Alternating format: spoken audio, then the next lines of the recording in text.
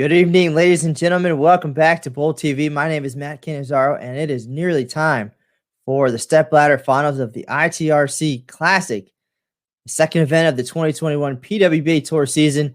It's going to get underway here live from Arlington, Texas.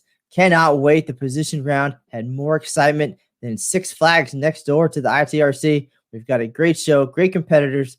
We're going to have the rundown here in just a minute on the pregame show, and then these fine folks about to join me here for the pregame will take it away. Let me introduce them right now. First up, it is the tour champion many times over, the USBC and PWBA Hall of Famer, Carolyn Doran-Ballard. Welcome to the show. And hi, Matt. Hi, Carolyn. Cannot wait to hear what you guys have in store for us tonight. Looking forward to it. And joining you on the show, along with Aaron Smith, will be from the Out of Range podcast and the Bowling News, Tony Franklin, who is a character in his own right. You guys have known each other for a very long time. The dynamic will be great. There's Aaron Smith. Let's get this thing going. All right. Well, first up, we're going to give the rundown of who our four competitors will be tonight. They bowled 9 games of qualifying yesterday at the ITRC, 43-foot oil pattern. The top 12 made the cut to match play. 12 games of round-robin competition today. Bonus pins on the line throughout. And, man, what a position round. Let's see. Looking at the number 1 seed, Brianna Cote shoots .801 her last 3 games of match play to jump into the top spot with a dramatic match against Jillian Martin. But before that, Dasha Kovalova of Ukraine. She is the number 2 seed. We've seen her have some fireworks on TV with the 300. She's also a major champion. She jumped into that number 2 spot again. We'll talk about that drama here in 1 second. Jillian Martin, the number 3 seed, 16-year-old phenom. I know you guys are going to have a lot to talk about there, Carolyn. You know her very well from some youth events around the country.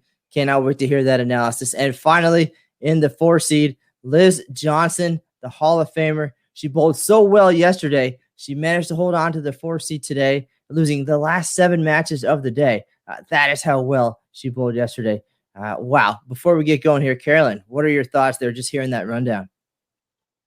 Well, actually, you have a little bit of everything for this TV match. You have your leader, Brianna, who for quite some time, I think it was probably 2 to 3 years ago, she really teetered back and forth with whether I'm going to stick with 15 pounds or I'm going to go to 14 pounds. Am I going to stay with 15 pounds?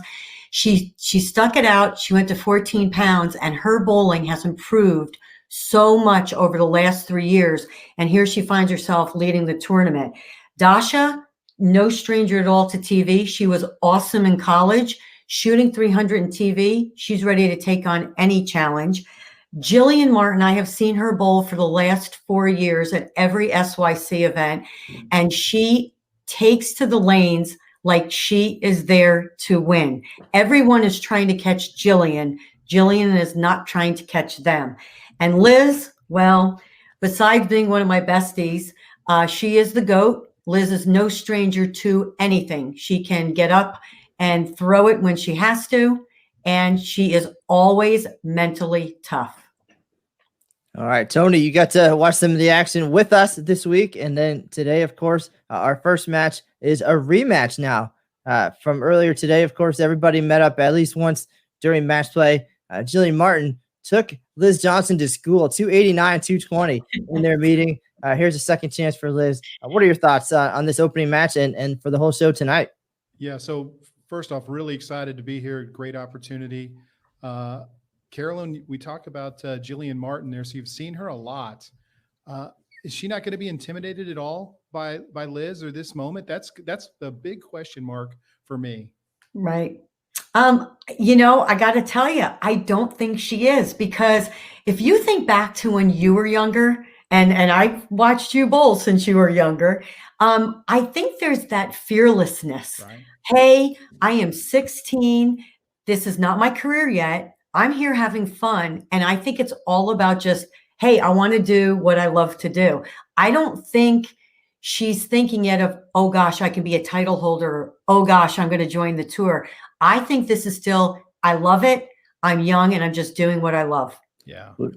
I think there's a lot to that, right? She's out there having fun. She's smacking around people she's probably looked up to before and probably still looks up to today. Right. Look at the score sheet. Liz Right. Jonathan Hoff. It says so right on the label, right? You can't miss that she's a Hall of Famer. So I don't know. I cannot wait to see that first match, just to see. They're going to be fresh.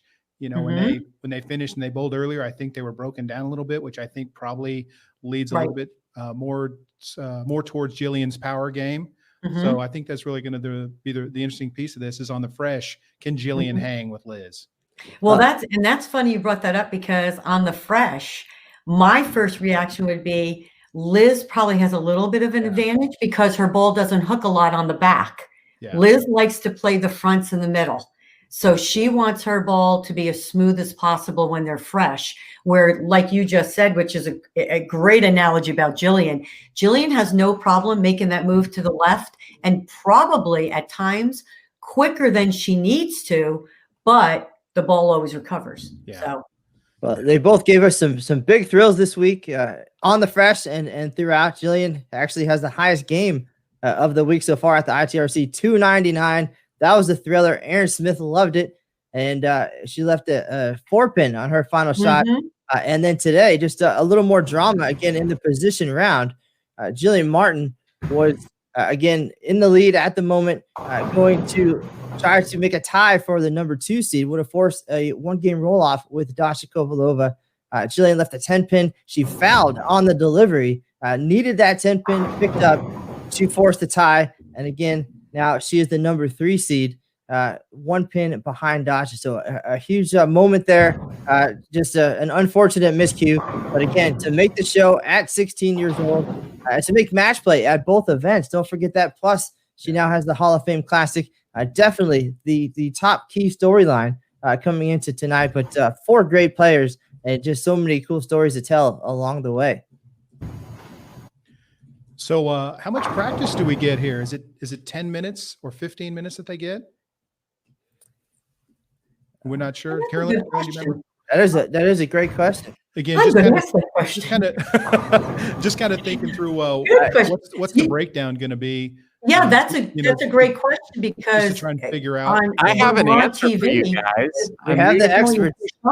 Hey, Jason, what's the Hi. It's 20 minutes. There's 20 minutes of practice on the championship pair before the show starts. The number 1 and 2 seeds will move off the pair with 5 minutes left to go, and then the 3 and 4 seeds will get the rest of the time.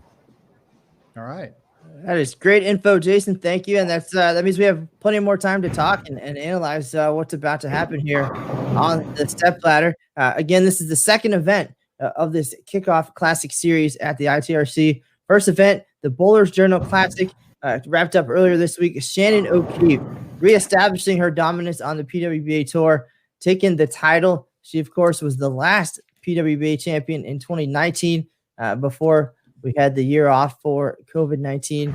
But she made a statement in the first one, just missed the show for this one. But it looks like it'll be somebody else's turn tonight.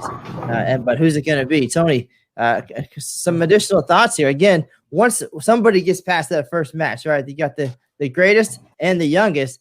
Somebody's going to take on Dasha Kovalova, who has proven already that she can show up in the big situations as well. And then, of course, Brianna waiting for her chance to, again, as Carolyn said, just really establish herself as a superstar out here.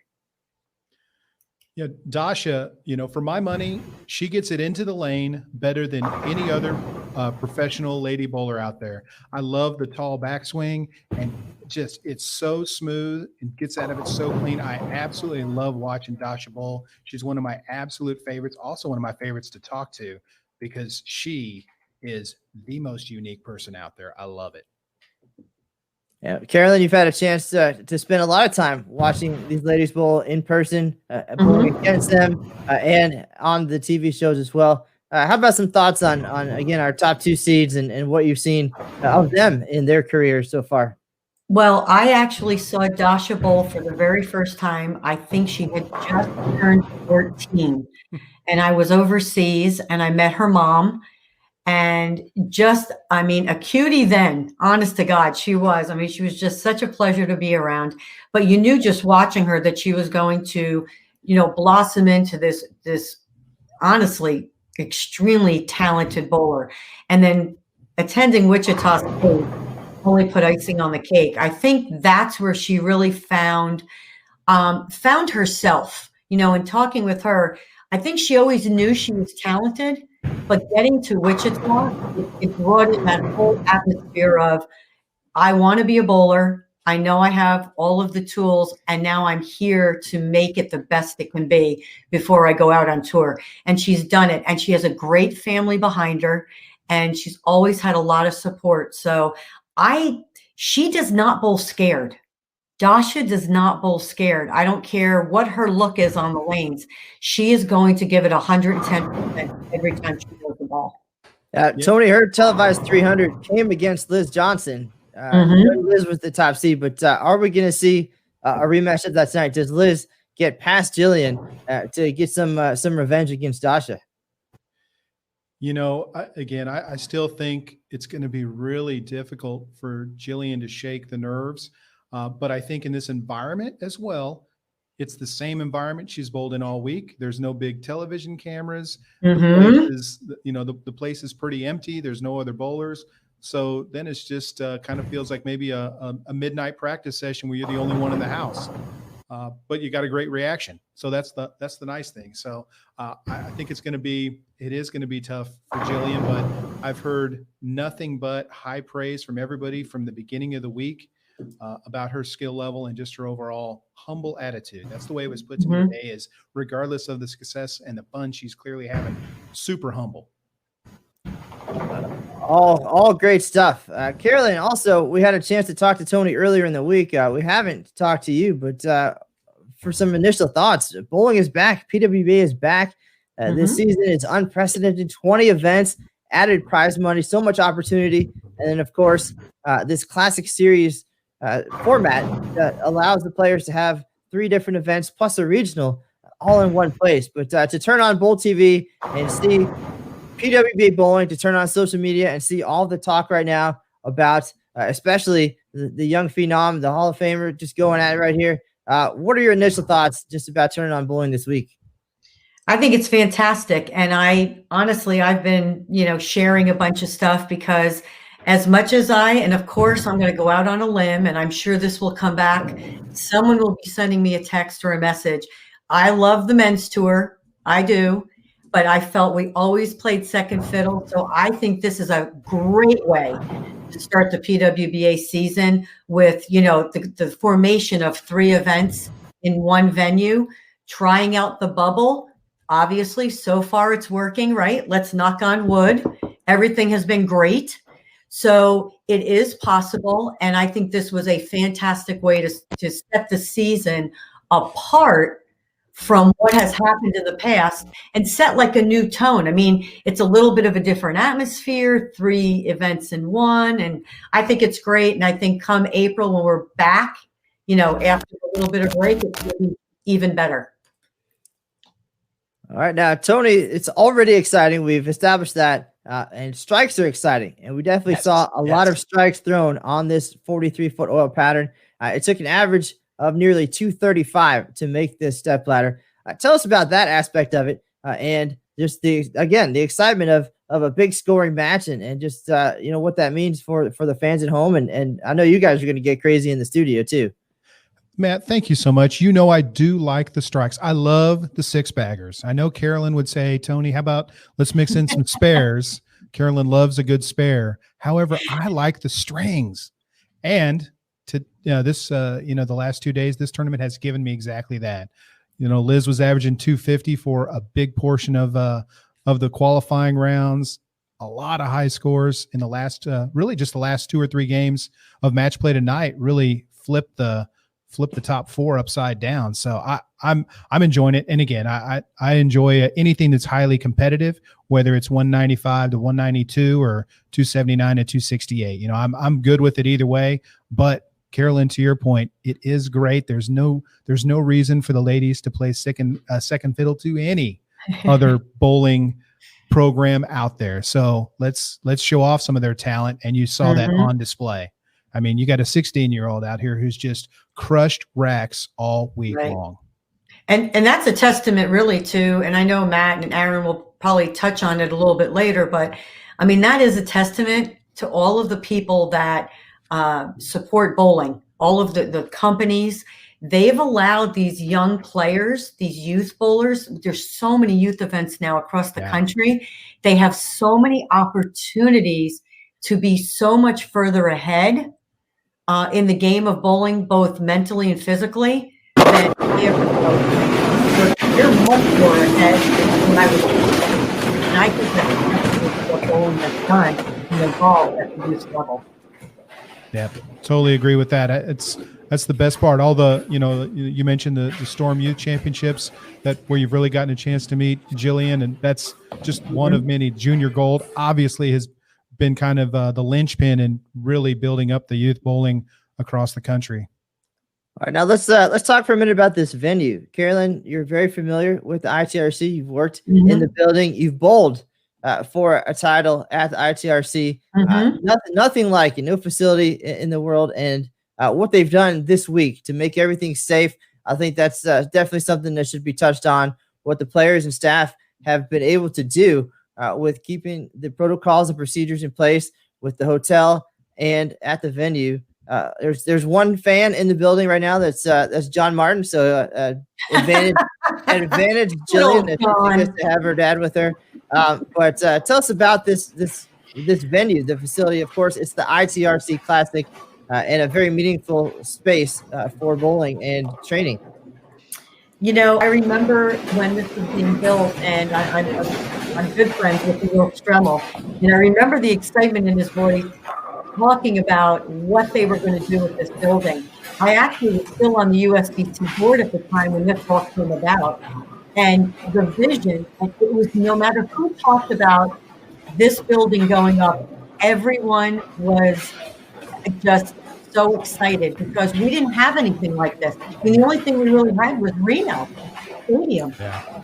So to bring this to Arlington and have a home for Team USA and Junior Team USA and all of the international teams that come to train here with Rod when he was the head coach of Team USA, there's just no other place to be.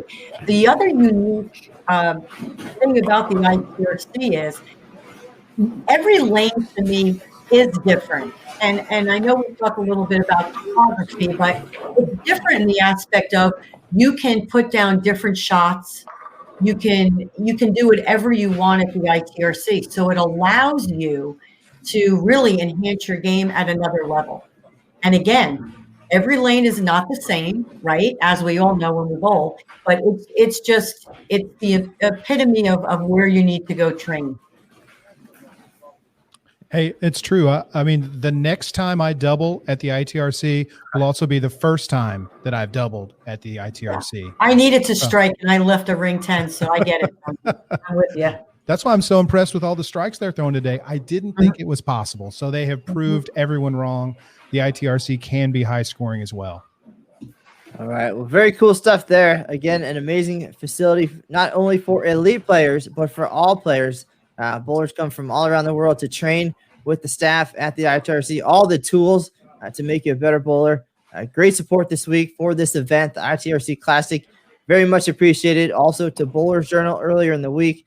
Aaron Smith will be with us again all night giving away prizes. So he's the guy you want to be nice to. We've got all kinds of good stuff coming up. Bowling balls. We've got a PS4, all kinds of things this week. It's just it's unreal. And Aaron Smith is like it's like Santa for bowling.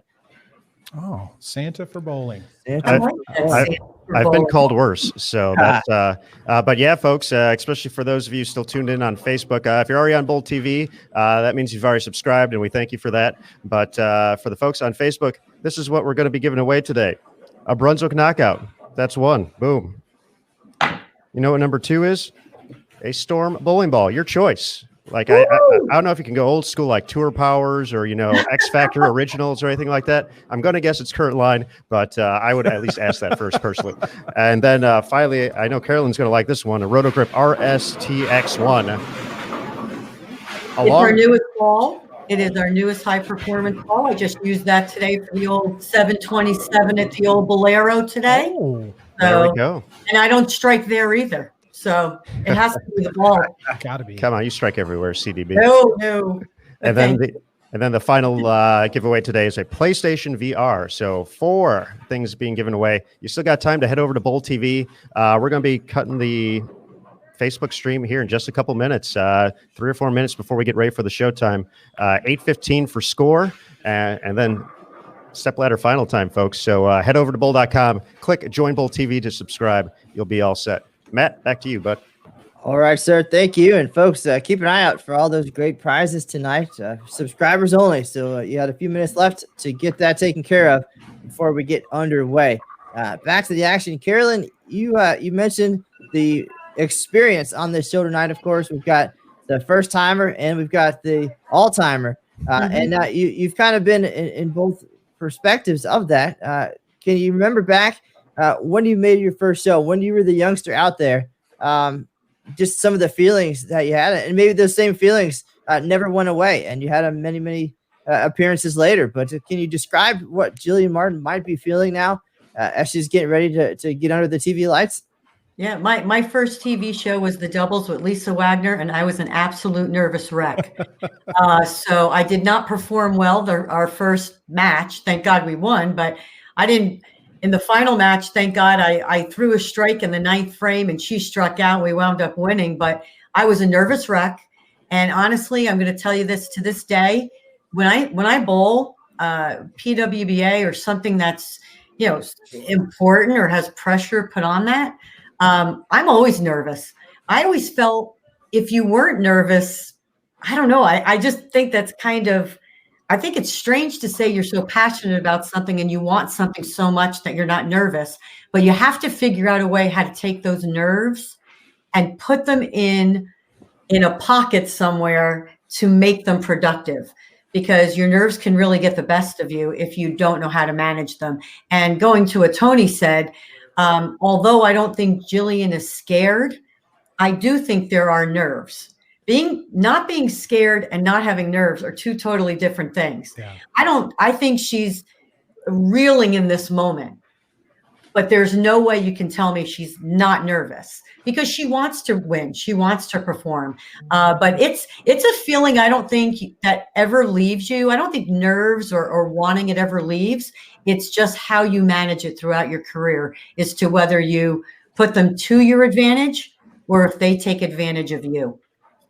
All right. Very well said, Carolyn. Looking forward to seeing what happens here in our opening match. It is Liz Johnson, the 24-time titleist, taking on 16-year-old Jillian Martin, the Junior Team USA member, looking to make a little bit of history here tonight at the ITRC for the ITRC Classic. That is just about time for me to get going here, for you three to take over and run this show. I appreciate it. Thanks for everybody for tuning in. Aaron Smith, I'm going to let you take it away. Good luck to all the competitors tonight. And you guys all have a great show.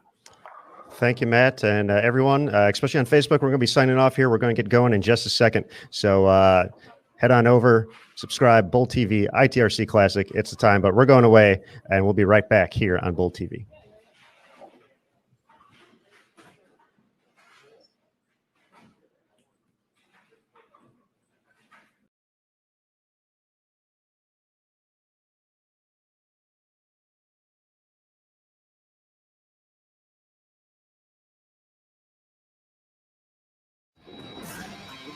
Oh my goodness.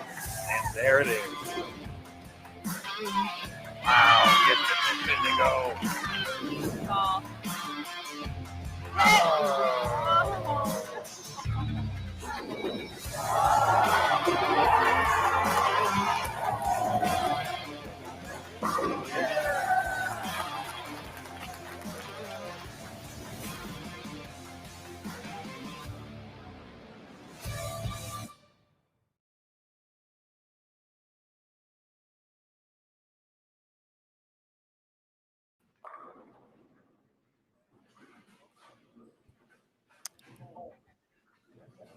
All right, everybody. Welcome back to BowlTV.com, the Stepladder Finals. Moments away here at the ITRC Classic.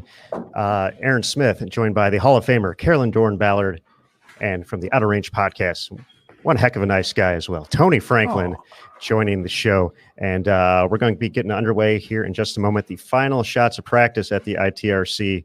And before we get going too far here into anything, we have a ton of great sponsors here on the PWBA Tour. And we're going to be recognizing them throughout the course of the week. And folks, the New Brunswick Knockout featuring the proven Melee Core and Savvy Hook 3.0 solid cover stock is available now. We're going to be giving one away today as well, so that's going to be fun. Be sure to check it out at brunswickbowling.com for more information.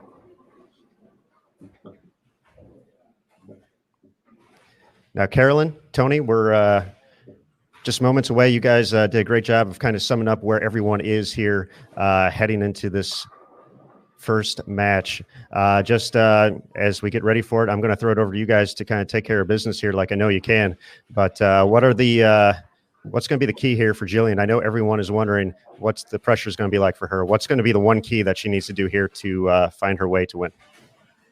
Well, I'll tell you what, Carolyn, in the pregame, I was talking about fresh condition gives the advantage to Liz, aside from the fact that Liz has all the titles 5 times over. But I've sat here and watched practice, and Jillian has flushed every single shot. So I'm going to have to retract off of that, and let's just see how it goes. I love that. That's great. I like how she put the pressure on Liz to start first, finish last.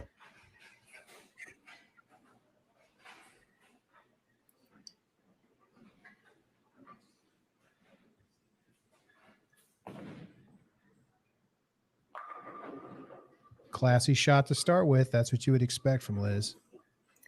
Yep. And one of the things you'll see out of Liz too, as the lanes break down, it's traditional Liz style to just start throwing the ball a little bit harder, where she doesn't have to necessarily move off of the area where she's playing. Yeah, that really is her sweet spot, and what makes her such a borderline impossible player to beat is that ability to not have to move to get the job done. Right. And we've talked about it a lot throughout the years. Or the other option is ball up, ball down. Anything to allow her to keep doing her A game, because it's so good. Yeah, absolutely.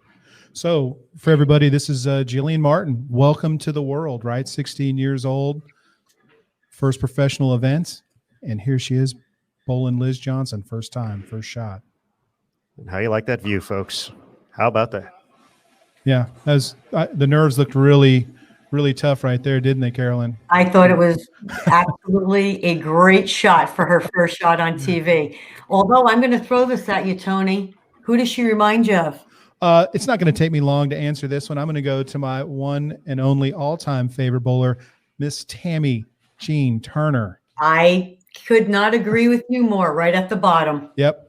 Nobody had better leverage. It's the same exact backswing, and the way, and Jillian, she gets out of it even softer. It's soft hand. Yeah. Correct. Soft hand. It's like that Pete Weber combo platter right there. Ooh, that was a mouthful to get down to the 10 pin. Yep. And you said that you've had the great opportunity to see her. I have heard stories about Jillian, and coming into this week was really excited to get to see her for the first time. And, she's made the match play in both events. But when you've had that opportunity to see her at some of the youth tournaments, what struck you aside from the phenomenal physical game? I think it's more about the composure. She doesn't seem to, if she's not bowling well, of course, you're going to see it a little bit, just a little bit of the frustration, but it's the composure. She's very even keeled.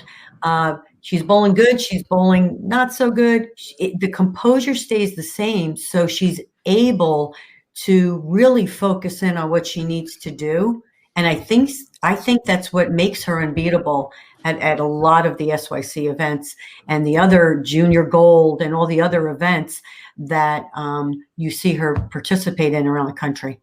Yeah, that's a great point. Is she in that kind of unbeatable category for the kids? Right now, yes. Yeah. Speaking of unbeatable, And you can say what you want. Liz, the all-timer. I would never use the GOAT terminology, especially not in your presence, because I haven't made up my mind yet who is the GOAT, and I wouldn't presume to say anything different, Miss CDB. But Liz has not won a singles PWBA tournament since 2017. So she's got some hunger right now too, right? She hasn't won in years. One thing about Liz is she never not has the hunger. I mean, if you watch what she bowls all around the country, my God, she won the Peterson, for God's sake. That's true. I mean, come on. She got that a little right. Oh, yeah. Got that one to tilt. Mm-hmm. So this week they bowled on 43 feet. They called it a low volume. Nick Hoagland said it's one of the lowest he's seen for that depth of a pattern. And, it really led to a lot of high scores. So for all you bowling fans that have checked that out this week, you notice a lot of strikes, a lot of high averages, which is great. Again, I'm definitely on the record of loving high scores. We had all four of these ladies averaged over 230 this week for the 30 games. So, or 21 games, sorry. So, that's a big deal. And I think as you mentioned it in the pregame, once the oil carries down, they finally get some hold, which is tough to create at the ITRC. And once you create it, you can really pile up some strikes. I totally agree with you. And again, if you look at who really bowled well in the last event and this one, take Liz out, everybody has a little more side rotation. Yeah. Definitely has a lot more axis tilt. So again, Tony had talked about it. That's really what helps the ball get through the pins here at the ITRC. Yep. Light shaker on that. And, you can hear, you could see that one nearly didn't come off her hand as clean, kind of lost it. And I know that high pressure situations, that's always the thing that goes for a higher rev player, counting myself in that category. When I get super nervous in a high leverage situation, and you always miss it at the bottom of the swing. Those are the mistakes. So, that'll be kind of what she's going to have to battle here if she can get in there and get a handful on it. Carolyn, for you, as a more of a down and in player on those, the more challenging high leverage nerve situations, what are the mistakes that you've made in the past? Oh, miss hit too. All right. Oh my God, I don't even have to think about it. Oh Lord, yeah. Just missing it at the bottom, getting a little quick, again, the adrenaline, your nerves, just not putting it in the right perspective. Yeah. And really that's what it is. I always felt like I could hit the 1-3. It's just, I had to make sure it threw a good shot. Yeah. And sometimes it didn't happen. Yep. Folks, we've had our first giveaway. Congratulations to Lauren for winning the Brunswick Knockout. And folks, big thank you to Brunswick. They have been a proven industry leader for over 100 years. For more information, check out brunswickbowling.com. Great shot by Liz right here. Looks like we got a little bit more hook on the right lane. Yep. Jillian's been light pocket, both shots on lane 9. And then Liz, really high flush on her shots on the right lane, and then high flush for a 9 pin on that. Yep. For people who are watching bowling, women's bowling, because, for many years, numerous people, and Tony, I think you might even agree, fundamentally, I would think bowlers that watch women's bowling probably pick up on a little more pointers that they can incorporate in their game, because the women's games are a little bit more simple. And one of the things about Liz is, if you ever look, that camera angle is excellent, but her hand, it stays so far behind the ball before she gets around it. And that's been key to her success. Yep, no doubt. And, that's the thing is getting up the back of it is the absolute number one most important thing to consistent release, and being able to get consistent read with your ball reaction lane to lane, which is at this level, the hardest thing about bowling is figuring out what the pair is doing when you switch to it, right? Because you just got off the last pair. What's this one going to do?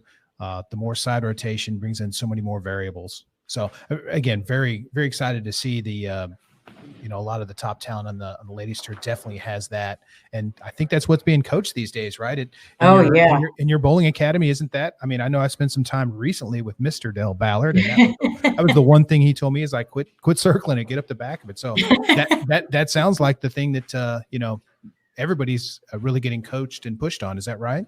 Right. Yes. And one thing even with these two players, and because I heard Dell saying it to you also, use your legs.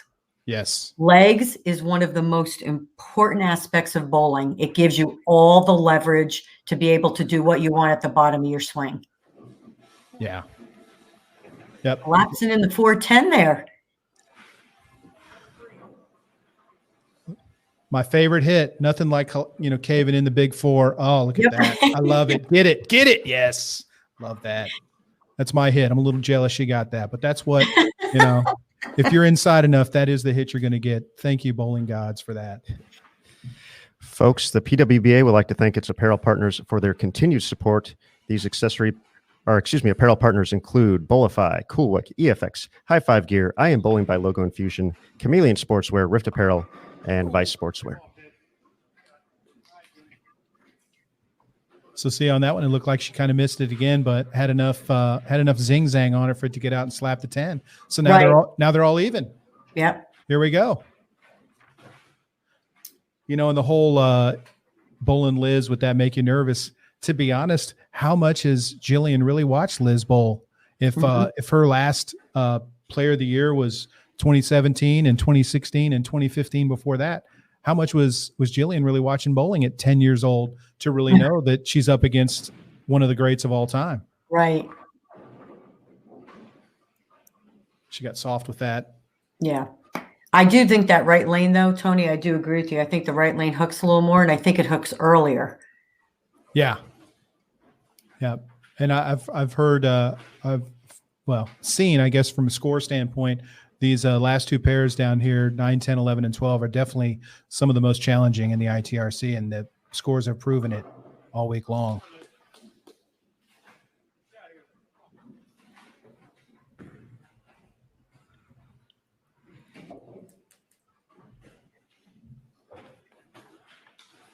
Another thing that I think has been great for women's bowling, and again, another testament to all of the industry companies, is allowing the bowl reps to be out on tour with the women. I think that also helps with, learning the equipment and just being one step ahead of your opponents. Yeah, absolutely. So, and one of the questions that I really wanted to hear from you, so a situation like this, you've got, Maddie McNeil is our Storm rep this week. He's got 3 of the 4 bowlers, right? How difficult is it for him to coach both at the same time? I know in some of the events you've got multiple ball reps so that one can take each player, but he's got to build both of them up and get both of them there. How do they do that? I've never understood how difficult that must be. I think it is difficult, but we have 2 there. We also have Jim Callahan, and I do think I don't know how they manage it, but they seem to manage it. And don't forget, you're also dealing with a Liz who probably already knows what her game plan is going to be. Yeah. Again, when you're with some of those players that have been there before, they already have their game plan, and they basically rely on those ball reps just for some fine tuning.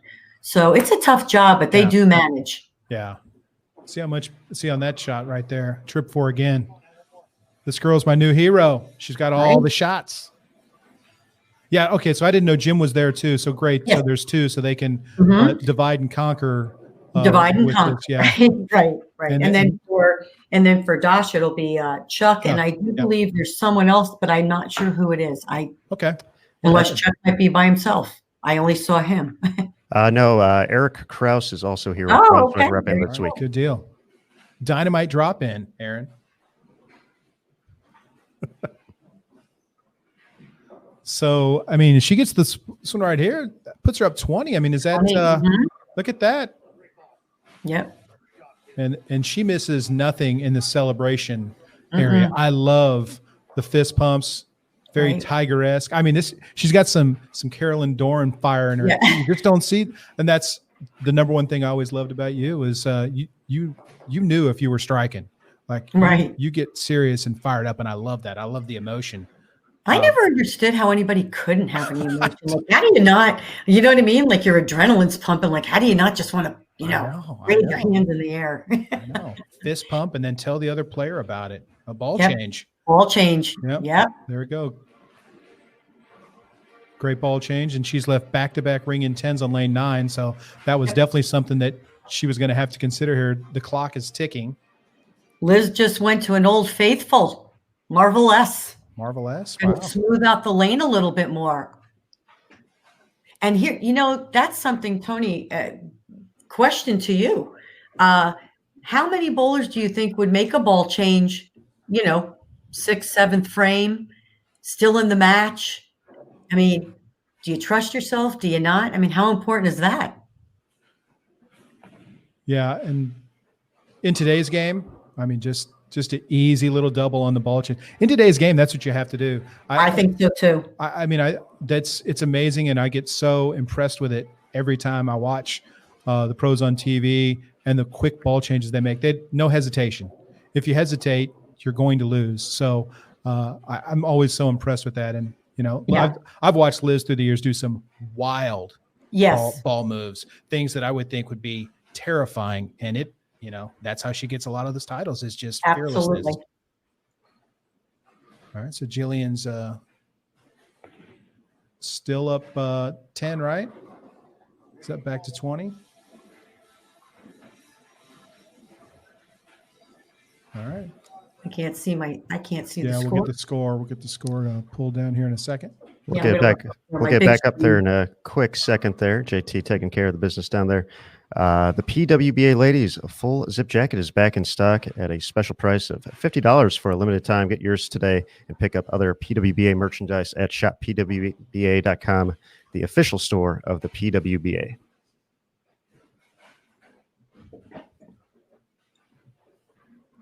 All right. So by the way, PWBA, some sharp apparel this year. Liking it.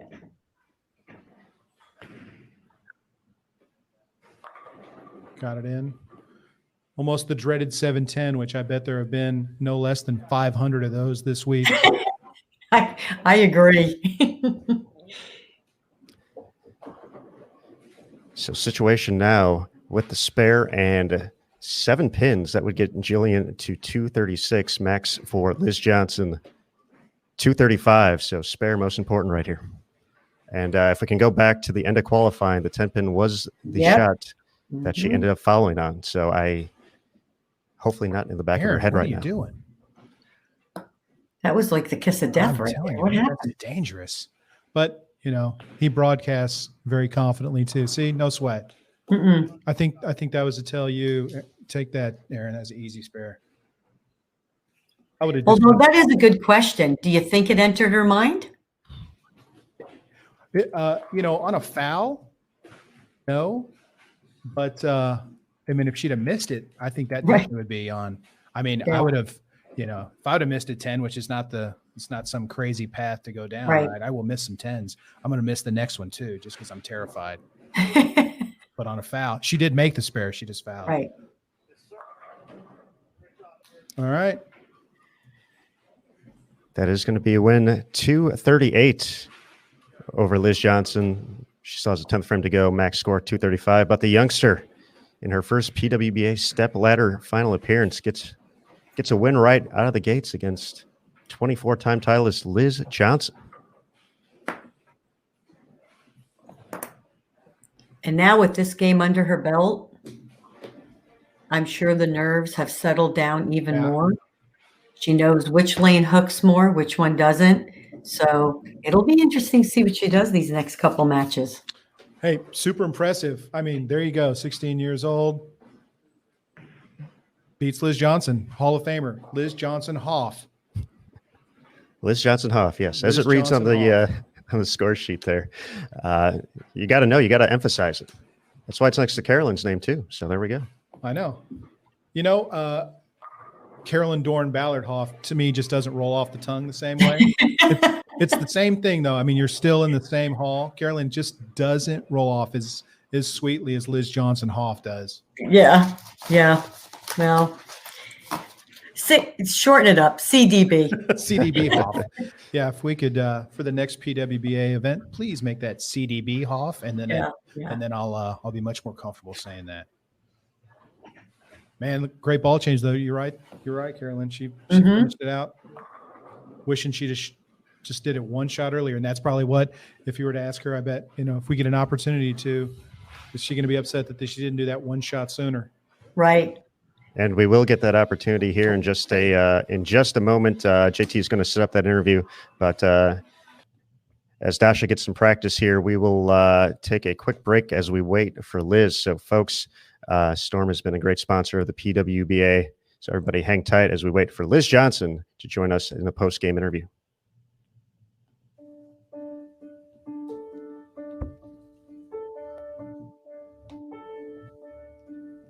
We don't wait for opportunity. We create it.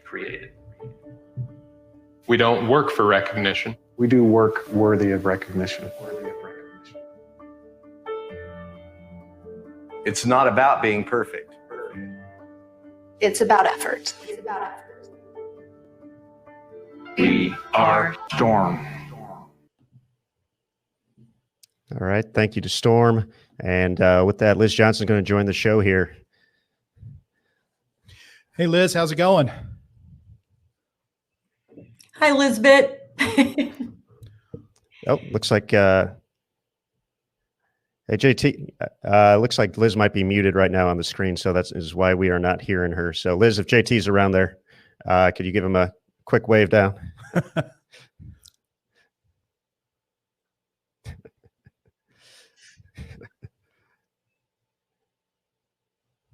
Oh, goodbye, Liz.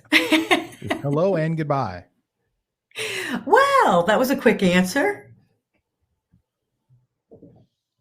All right. Let's see if we can.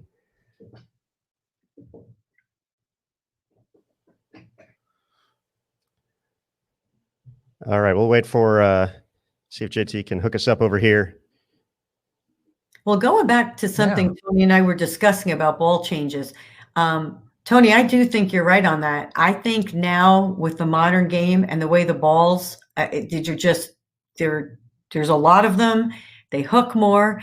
I think you have to change balls quicker now than you did, say even 5 to 8 years ago, just because transition, you have to be one step ahead of your opponent because you can lose 2 or 3 frames and it could cost you the match. Oh yeah. It's unbelievable. I'm so amazed by that revolution of the game and how smart the best players are. Like if you don't have that physical ability, mental toughness, all that stuff, super important.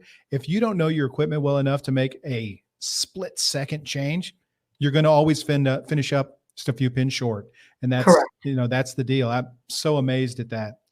All right. We do have Liz here, I believe. So take 2, Liz. Hi, Tony. Hi, Carolyn. Hey, Liz. Hi, Liz. Hi.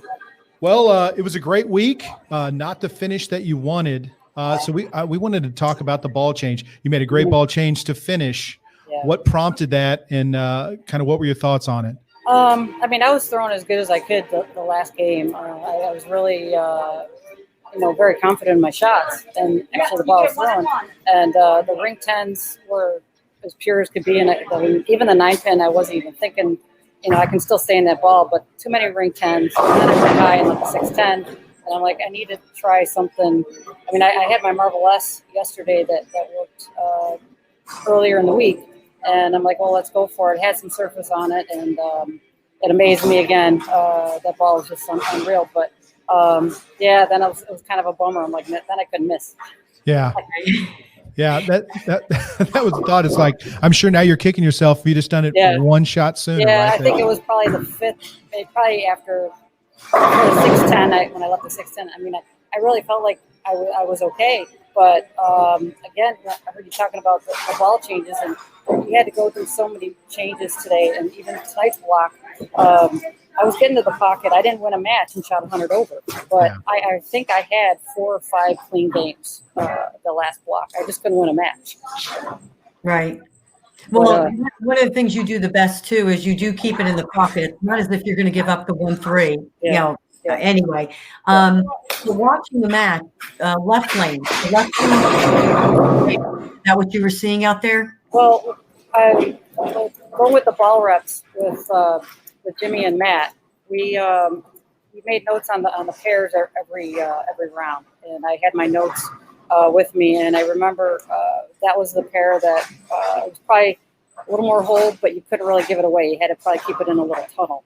So that's what I remember doing. So if anything, if I whether it went high or whether I couldn't carry, I still try to chase it a little left. Not a lot. They maybe cheated maybe a bolt or two, but just try to keep it in front of me.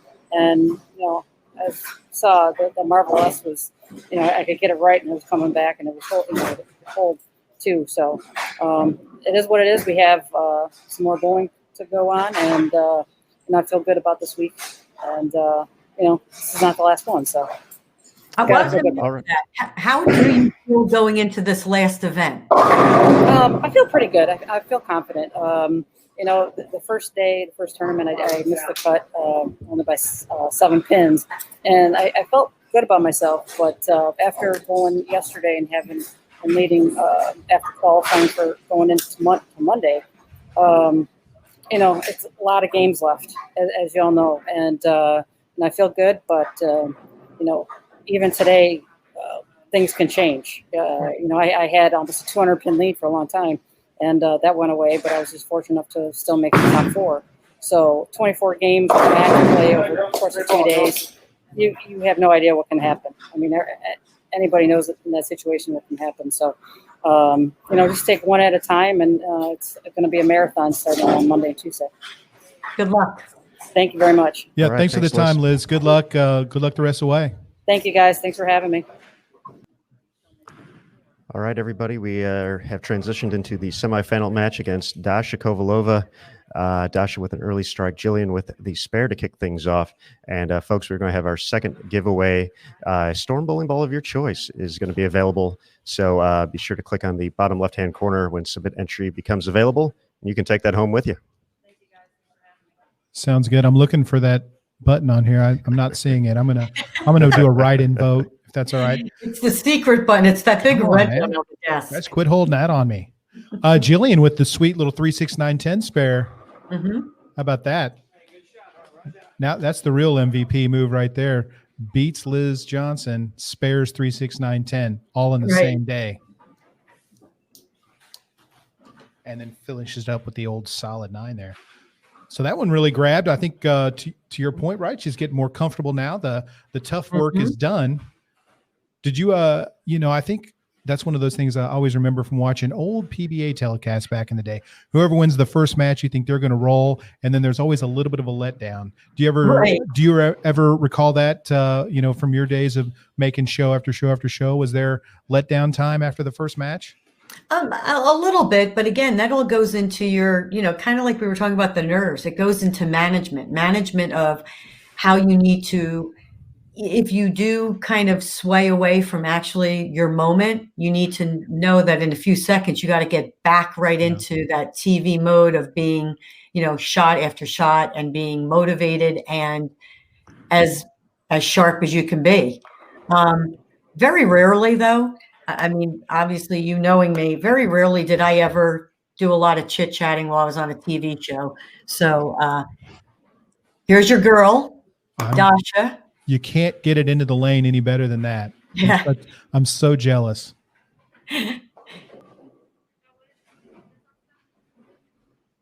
Ball stuck. All right, here we go. So, I mean, how about that jersey, though? Is that an awesome-looking jersey?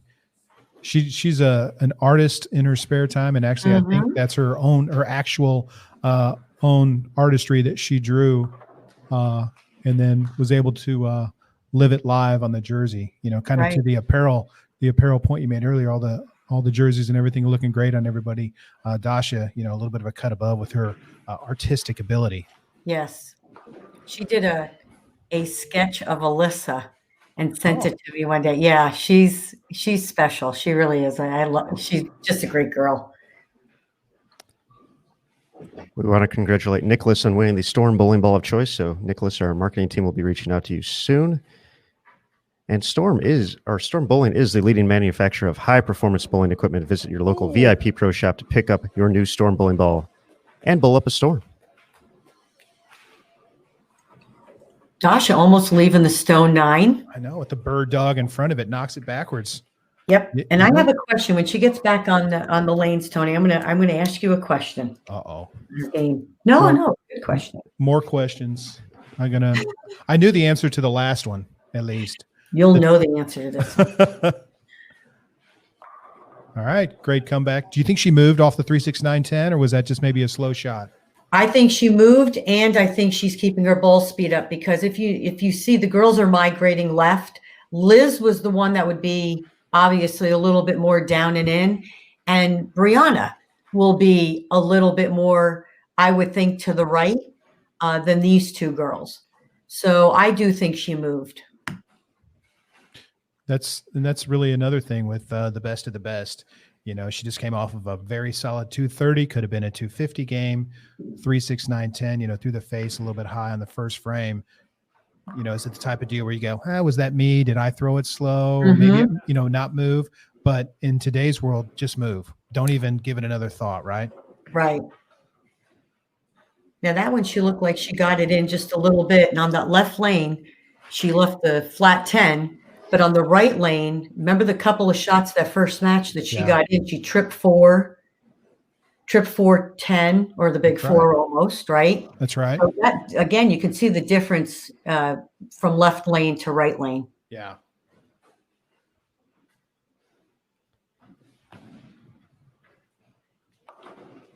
No problem on the spare there, and tour players naturally tend to migrate to those balls that offer more core torque and continuous motion down lane with minimal deflection through the pins. It was that logic that led to the development and creation of the all-new Rotogrip Tour Core, designed for tour-level players and those who aspire to score like them.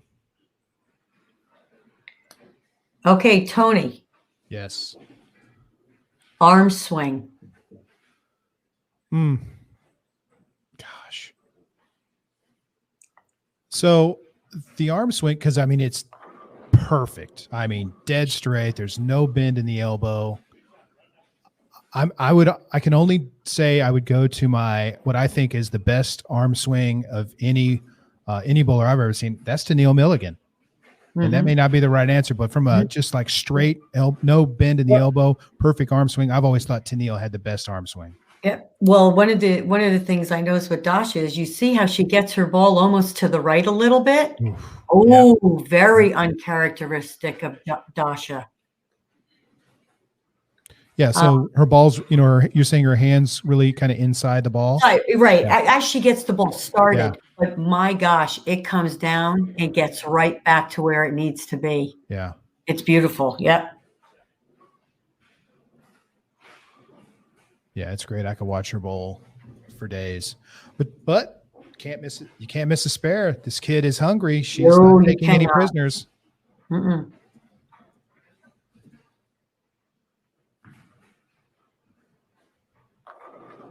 right, the light shaker. There we go.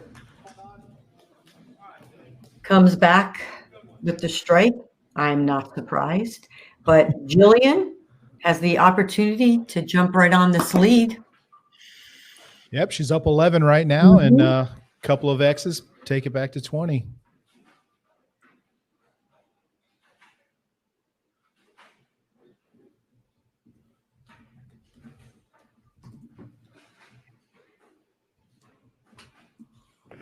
Oh, my favorite camera angle. Oh, I think it's great. I love it. Yep. So, Carolyn, she is from Stowe, Ohio. I'm not familiar with that city or that area. What do you know? What part of Ohio she's from? I think Stowe is near Akron, if I'm not mistaken. Okay. But again, I'm not sure either. But great bowlers come out of Ohio. That's what a great bowling state that is. Some of the best youth bowlers have come out of. I mean, we got Brian Himmler up there. We got Jimmy Johnson. We got Shannon Plahowski. I mean, oh my gosh. Jody Wessner. Yeah. Jody. Yep. To verify. And Kathy and Jeff, Lizzie. I mean, the whole place. I mean, Ohio really is a great bowling state. They've had very strong youth programs. Proprietors are very much into promoting the youth. So very fortunate to come from an area that promotes that. Man, that portion of the U.S. is, I mean, heavy in great bowlers and great action these days. That is definitely one of the best places to get good at your game. And I'm glad you mentioned your sister there. I think there could have been some serious hate mail if you wouldn't have mentioned her as a star. I mean, Jeff's one thing, but don't miss Kathy. Don't miss Kathy. Blair just texted me and said Jillian's uncle runs the Ohio State USBC event. So see, even her family is involved in the sport of bowling, giving back. So that's great. Yeah. Thanks for that. Thanks for kicking that out there too, Blair. That's great. We got so many people helping us out with all the things we don't know.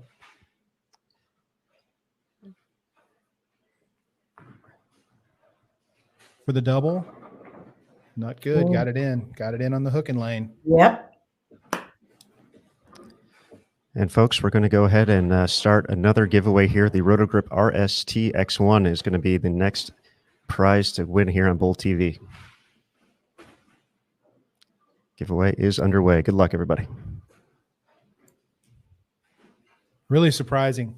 I expected Dasha to come out and just really try and take it to her.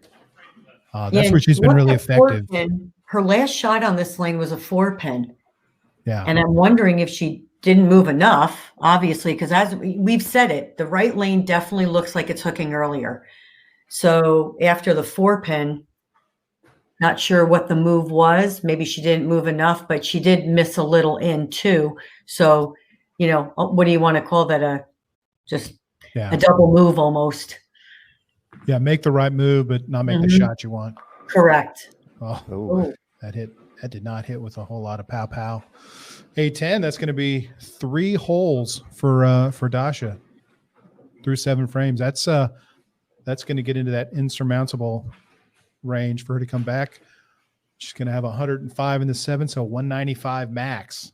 So if I've been listening to the show all week or the telecast all week, and I think I have, I've heard Jason Thomas say that the magic number for Jillian Martin right now is 196. So that's what she's aiming at. Did I get that right? You got that right. Nicely Good. done. I heard there was going to be a test later, so you don't want the boss to to hear that you failed on his first question on the test. And with the strike here, she'd be well on her way to that 190. Right. She's on 198 pace. I think she'd like a little bit more breathing room. Exactly. But do you think Jillian right now at 16 and having the best time of her life, is she really keeping score that much? Or is she just bowling? No, I think she's just bowling. Yeah. I always liked the scores. The scores kept me interested. So I always knew the score, but I think that's not necessarily the best strategy. I think the best strategy is go out and try and knock 10 down. And if there's still something standing, knock that down too and get up and do it again. I think people put so much into thinking about the shot. Aren't you always just trying to throw the best shot you can? I mean, you should be, right? Yeah, yeah. And again, like you said, and if you leave something standing, make it. Yeah. Yeah, knock it down and go knock them all down again. So, I mean, boom, boom. Yep. She's pumped. She's ready. She's waving the double thumbs up, the fist pump. I mean, that's she's closing in on ball game right there. Mm-hmm. So now she just needs to fill a few frames, and it's on to Brianna Cote for the title. Dasha, it was really shocking the game that she's bowled. Just hasn't made the shot she wanted. And obviously got a couple of bad breaks with Carrie like that. Right. And again, we mentioned it. These pairs, not the easiest in the building. You're seeing a lot of the ring 10, and then the left lane had a few flat 10s. I mean, and again, you make that minor move, soften up just a little. If it hooks early, goes to the nose. I mean, it depends on how you really want to figure out how to get that corner pin down. As we wrap up the semifinal match, the PWBA would like to thank its accessory partners for their continued support. These accessory partners include 3G, BowlerX.com, Dexter, Eileen's Bowling Buddy, Genesis Bowling, Master Industries, Robbie's, Turbo Bowling Accessories, Ultimate Bowling Products, and Vice Grips. All right, Carolyn. So here's the deal. You're the top seed. You're over there staying loose. You're throwing shots. Your ball reps are watching the lanes. They right now know that the player that's getting all the strikes, their ball's hooking into the pins more than Dasha's and more than Liz's, because it's just, again, just not quite getting the carry. What could Brianna do differently than Liz and Dasha have done? Well, the first thing that I think Brianna is thinking about, and she's probably discussing it with one of her ball reps, is, do I start the match so you finish last so that Brianna could put pressure on her, or does she force her to end on the left lane where she's left a few of those flat 10s? It seems like the right lane is a little more forgiving. Yeah. So I think that's what she's thinking about. I believe as the tournament leader, she's going to come in, she's going to throw a few shots. She may move just a little bit off of where she ended. She probably knows the few balls she's going to try. I think it's more about strategy. Cool. I like it. So, Carolyn, what would you do? I would make her have to get up at the end. I like to get my opponents, put the pressure on my opponents. So I'd make her finish last. Okay. And the left lane has been the one where she's left these light hits. So I don't know. I really liked putting the pressure on my opponents, but if I were Brianna, I mean, gosh, I'd make her finish on the left lane. As of right now, that's what I would do. Yeah. And to your point, it is all strategy. It's just pick the one you want.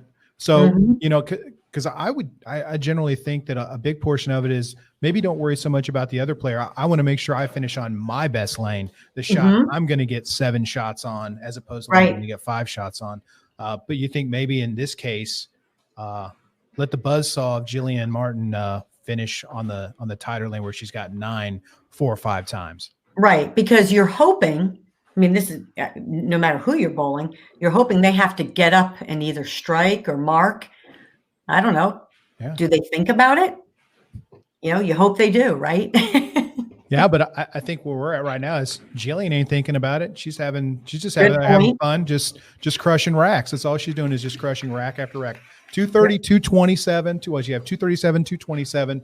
First 2 games on a stepladder final. No problem at all. What was I thinking that she might be nervous? What an idiot I was. Yeah, what was I thinking, right? As we wrap up this semifinal match, just want to let the good folks on Bowl TV know that with products for bowling centers, coaches, and mechanics, Kegel is truly built for bowling. Visit kegel.net to learn more about all they do for our great sport. Of course, Kegel, the official lane maintenance provider of the PWBA Tour. And talking to Jason Thomas, we will be getting Dasha to join us as soon as she finishes up here. Jillian Martin with the victory, 227. And will be in the title match taking on Brianna Cote next here at the ITRC Classic on Bowl TV.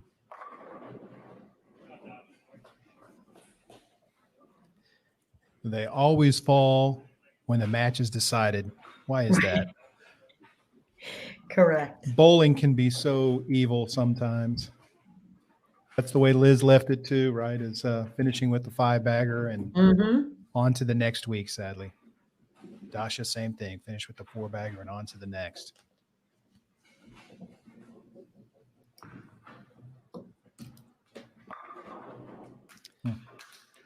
All right, so 16-year-old's going to bowl for the title next. Carolyn, can you believe that? I can believe it. I didn't know if it was going to happen, but I can believe it. Yep, it's in front of us. History could be made coming up next. The previous youngest, Wendy McPherson, right? 18 years old? Yep, U.S. Open. 1986. All right, folks, we have Dasha Kovalova going to join us here next. So we're going to welcome her in right now. Hello. Hello, Dasha. Hi. Hey, Dasha. Hi. Hi, Dory. Hi, friend. Hi, friend. I mean, what kind of great attitude do you have? You just finished out the match, and then you come over here, all smiles, supposedly all smiles. I can't see. How do you know I'm smiling? I was just guessing. I was totally wrong with that. Yeah, I'm dead inside. All right, the best. Dasha, you are the best. You know what? Tell us a little bit. You feel like the right lane is hooking a little bit. You left the 4-pin, very unlike you to miss a spare. You're an excellent spare shooter. When you got up the next shot on that right lane and you left the split, did you make a move? Yeah, I moved 1 and 1 from off of 4-pin just because that's what I was going to do with Class 8, and I don't think I really bowled my best. I jammed it in and I got a split and then caught an unlucky break. But you know what? It's life. It happens. You gotta learn from your mistakes. Yeah, and it was a great week. You had an absolutely fantastic finish to the match play rounds. So what is it that you're going to take out of this week? What's the 1 or 2 things you'll carry over into tomorrow's tournament? I practice my 4 pins. Practice not leaving them, I think, is also a good. Maybe that'd be the second. I like your attitude. Yeah, that's good. Trip it next time. Yeah. I think you'll be back to your great form. I feel confident you'll have a good practice and everything will be fine. Yeah, I think I'm just. I just need to make sure I'm focused a little bit more because I was nervous. It's been a while, and I think it kind of got into my head a little bit. So I need to make sure I clean it up before the next event. Good. Excellent. All right, Dasha. Congratulations. Great bowling. Good luck. Great bowling. It was nice seeing all of you. I miss you. Bye. I will see you at the Hall of Fame Classic in a couple of days. Yeah. I'm out. All right. Bye, Dasha. Thank you. Great bowling.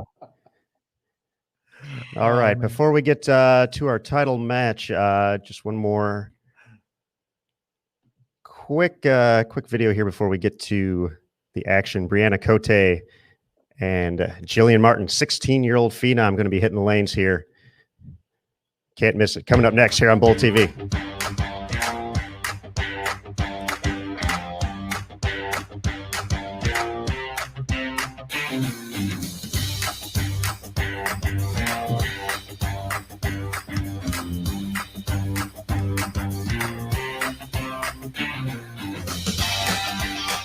How do I play this pattern?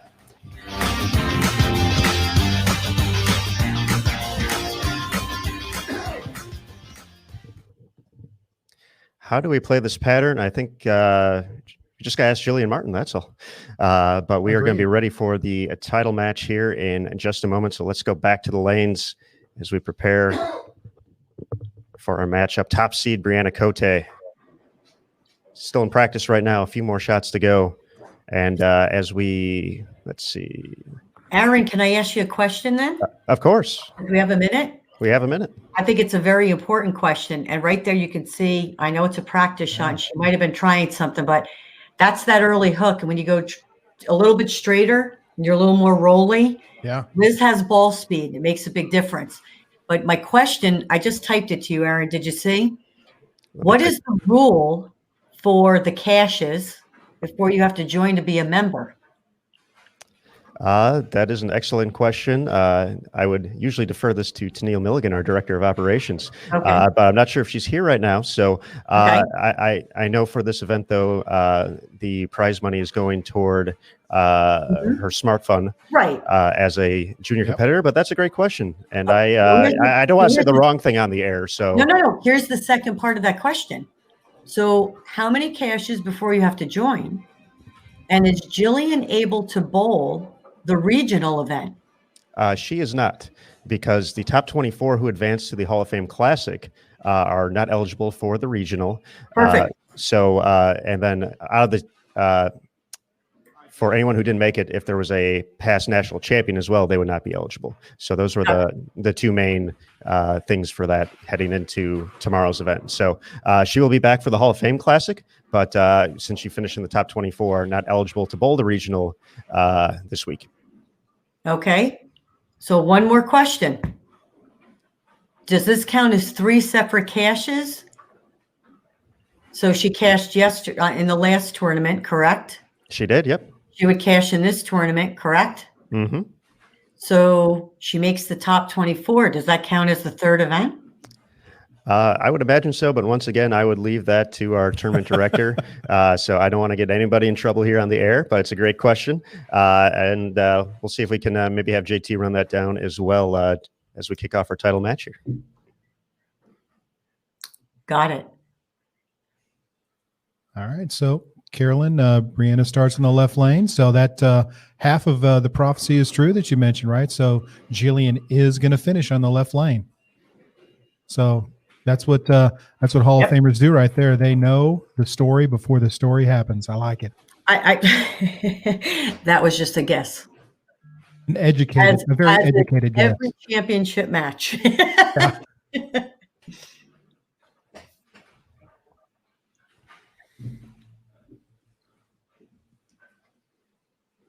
I just think Jillian's going to be really, really hard to beat.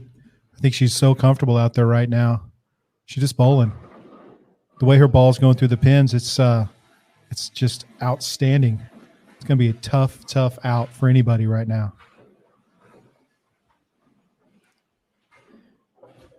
Real quick, JT, I believe we're going to bring in Tennille. Tennille, are you ready to go there? She is. All right. Director of Operations, USBC Hall of Famer Tennille Milligan. Hi, everyone. Hi, T. Hi. Thanks for joining us. Sorry, I'm in the background watching, officiating, making sure everything's going well. We had a quick question for you. We were curious what the rules for cashing was with Jillian. There's a certain amount of cashes you get, and then you have to join, we believe. We were wondering just to verify that rule for her. Yes, so any non-member can cash 2 times in a season. But with this classic series event, if you cash in this, it's considered as 1 cash. So you could cash multiple times, but this is 1 series of events. So she could technically come back and bowl again this season. All right. Excellent. There you go. Thank you, Tennille. Well, unless she wins. Yeah, if she wins, that counts. That's a finisher, right? Yeah. That is it. Okay. Correct. All right. Thank you, Tennille. Thanks, Tennille. Tony, as you could see, great shot on that left lane, ring 10. It's just, you're right. You're right. So we'll see if, I mean, I was going to say, we're going to have to see if that holds up. I didn't mean that the way it sounded, but that was the lane that seemed to be a little more stubborn. Yeah. I think if we went back and checked the stats on this, she's probably struck 50% of she hasn't missed the pocket over there. She's hit the pocket every single time, but she's probably carried half of them. So there you go. It's, if it comes down to the 10th, she's going to have to make a perfect shot to get the strikes. And then the pins have to, they have to oblige. See if Brianna can quickly put some pressure on her, which has not been there yet, right? Jillian hasn't seen much pressure yet today, other than just internal. Perfect shot. Good shot. As you can see with Brianna, and I mentioned this, even though she gets around the ball just a little bit, she has nice axis rotation, actually. Yeah. But she doesn't spray the ball very much to the right. She still likes to keep the ball pretty much in front of her. And I think some of that, as they get deeper, for the girls that use 14 pounds, they feel like they lose a little bit of hit. Me, I think she throws it good, and she never looks to me as if she loses any hit. But again, it's the different styles where she just gets around it, but still wants to just keep it a little more in front of her. And she tends to increase her ball speed when she wants to stay in a zone too.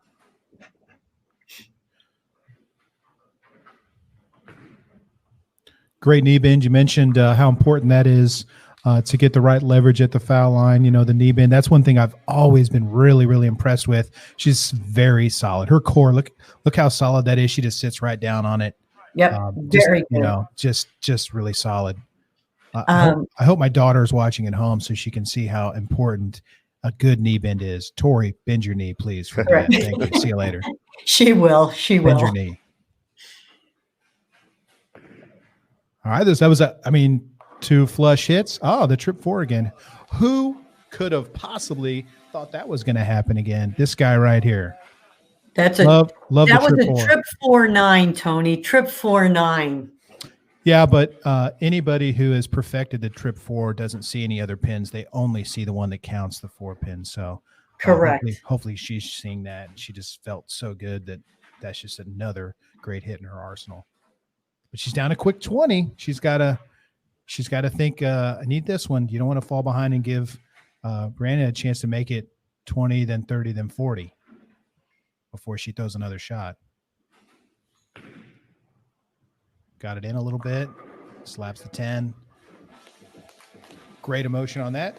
There it is. Back to 10 pins. And you made a comment. She got that one in just a little bit. Did not get this one as far right down lane.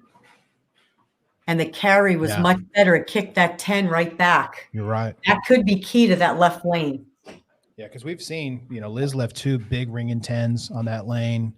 Jillian left one in the second. I think Dasha had one on that lane as well. So the ringing 10 is a stickler, along with the some half 10s as well. So let's see what Brianna's got here. Last 2 shots, absolutely perfect. Shoved them straight back. Folks, we're going to start our final giveaway for the PlayStation VR. That is going live now. Click submit entry for your chance to win. Oh, didn't hit it. Didn't hit it. Yeah, you could see her. She's coming back. Yep. She made that motion with her hand. Just didn't quite get around it at the end. Now, when we talk about leverage, again, she went down to 14 pounds, and she said that she felt that helped with her leverage and her ball speed. Deandra Beatty, another PWBA champion, went down to 14 pounds, and she truly felt it helped with her leverage also. So again, there is no right or wrong. It's what feels best for your body, and you fit that into your game. Do you know how long Brianna's been using 14? I think it's been I would say 3 years at least now, and it could be a little longer. Time just goes by now. Yeah. Oh, well, I'd say 3 years. Sorry. Last year wasn't a year. So that's right. So it could be 4 years. I'm not really sure about that. But I would say it's got to be at least 3 or 4. I'm sure I'll get a text message here telling me what the correct year is. Yeah, I'm sure there's probably already 6 people that have loaded up some text messages to you right now. Right. Thank you, World Wide Web, for the quick information. You got it. Real quick, Cindy Brummett, her roommate on tour, hopping in the chat saying 3 years. So thanks, Sid. 3 years. Thank you.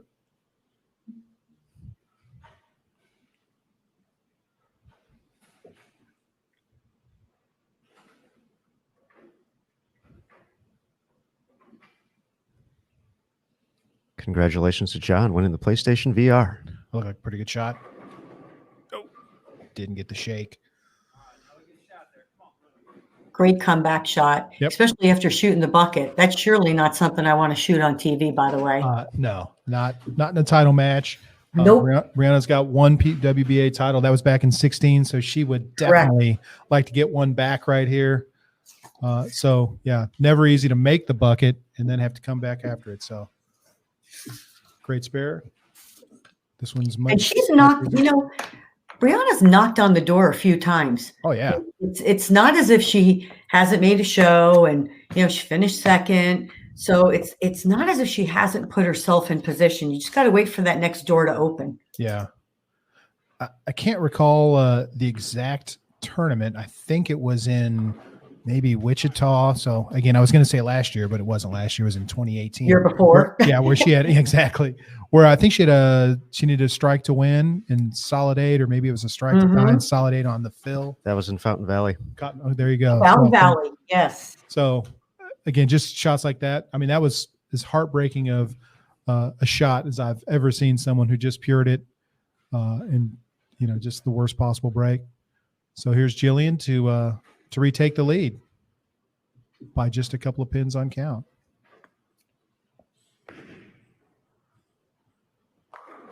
Wow, ring 10. Another great shot, though. Yeah. I got to tell you, besides the 3, 6, 9, 10, and that was it. I think that's it. On that lane, correct? Yeah. I think that's if I'm not mistaken, 3, 6, 9, 10, this ring 10, that right lane has been pretty forgiving. Yeah. He's thrown it good. Yeah. Yeah. And she's had all the trip fours on that lane. I think. I don't know that we've seen a trip 4 in the left lane, but yeah, you're right. Very right.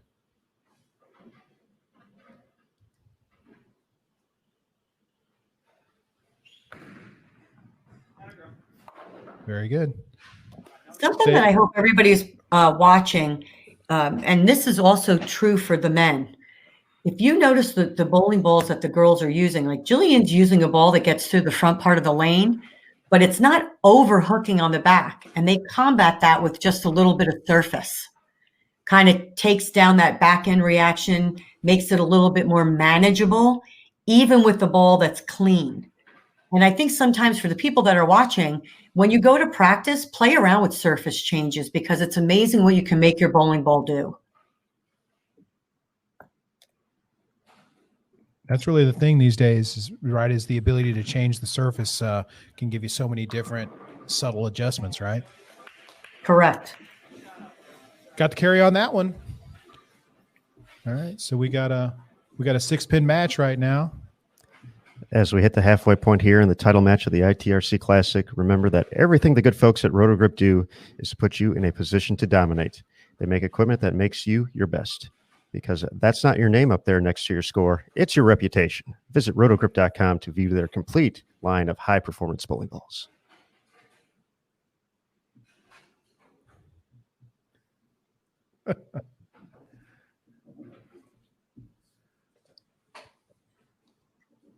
She strikes here. She's up by 14, correct? I can barely see that. No, she's on a spare, so this is okay, sorry. I can't see the score clearly. Oh. It's a 6-pin advantage. 6-pin. I'm a frame behind. 6 pins. They're both on a strike. It looks like we're going to have some action here. Yes, and honestly, Tony, on that shot right there, you can see how her hand just got around the side of it. So much more than that shot before. Yeah. Really great comeback on that lane. Yeah, and I'm glad you're pointing that out for everybody. Again, with that excellent camera angle, you can really see with the slow-mo just exactly what it takes for these pros to be at their very best, right? Even the slightest difference results in a bad shot.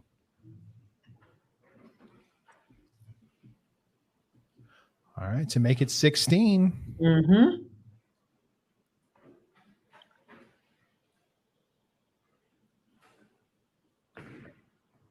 Is that got enough? Oh, yeah. Great shot. Great shot. I'm not sure she was sure on that one when she let it go. She got it a little right. Yeah.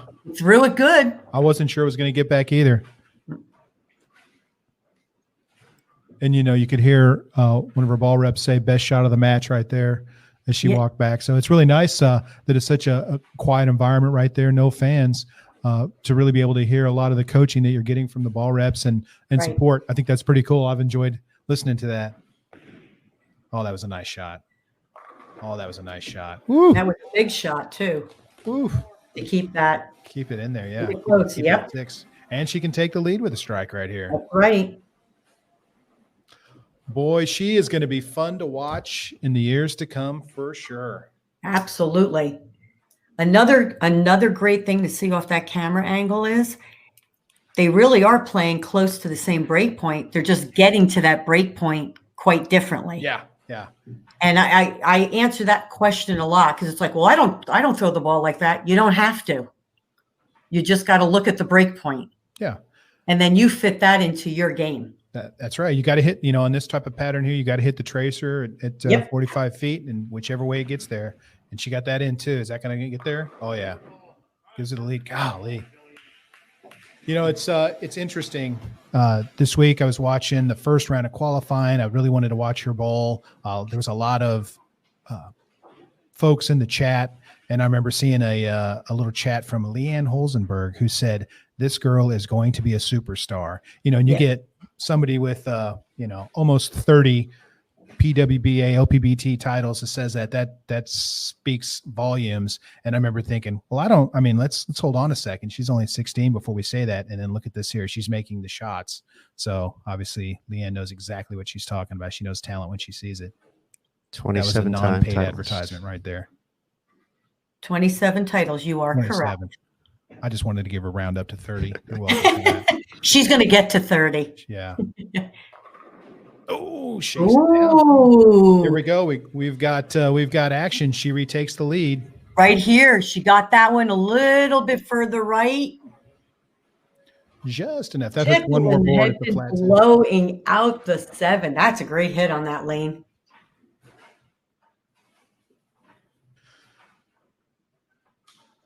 So as they say in tennis, the ball is on Brianna's racket right now. She can close out the match. Mm-hmm. 3 more strikes. The first one up right here. Let's see what happens. So here's where we talked about that scenario, Tony. Yep. So again, obviously Brianna thinks the right lane is better for her. Jillian, of course, had the left lane. We already talked about that. So we're going to see if this strategy possibly worked.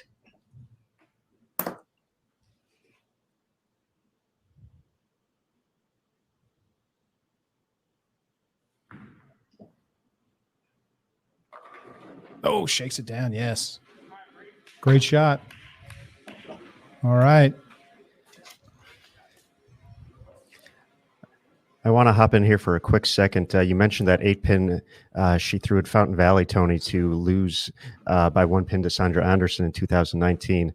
And I talked to Brie as soon as that wrapped up. And obviously the emotions of that were tough for her. But she said, being in that situation before, she had not always made the best shot. And she was just happy to make the best shot she could. You know, the pins didn't agree that day. Could it be coming around here at this event? Maybe that is Oh, got that one in. You could see her flag in her hand.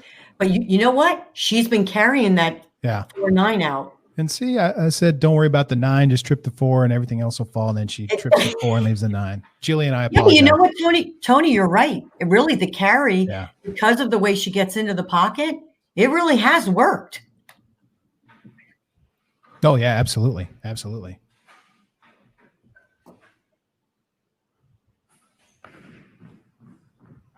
All right. So max game 238. So here's the situation. She's got a max of 238, which is going to force Brianna Cote to mark in the 10th. Correct. Yes, sir. So, and as Dell is watching and saying, don't let Carolyn add up the score because I'm terrible at math. I went ahead and took that one. And I knew it was a mark, Tony. I'm just not figuring out pin count. That's fine. You'd be on the front 9 right now if it was you, so you can add those together. What's 12 strikes? Oh, that was a great shot. Wow, that was perfect. Oh, great shot, Jillian. It's so much fun watching her bowl. I hope everyone's enjoying this. This is one of those things you may not see again. A talent like this at this age, absolutely giving it to the best in the business. I can guarantee you that my kid right now is bowling in San Antonio with kids from the SYC. Keegan, Ethan, Amani, they're all watching her right now because they bowl with her at those tournaments and they could not be happier. That's great. She's got to get up. Great shot. Gives herself a chance. You could hear him say, stay in the process. Fill it up and see what happens. I think that's that was a great comment, Aaron, just that a shot like that, you can be mad about the result, but you can't be mad about the execution. So, absolutely. To your point, maybe that's the thing that's going to carry it through here. Doesn't have to be perfect to get the job done. Great finish. So she shot 237, 227, 238. I think she was clean. Yes. That's a clean 30. Yes. That'll get you $50 back at the USBC Open Championship. At the Open Championship. That'll get you $50 back. All right. Big shot here.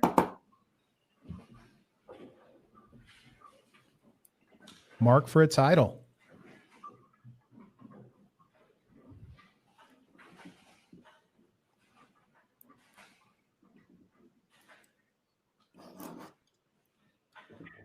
Taking a little extra time, which I would, taking a very deep breath, which I would be.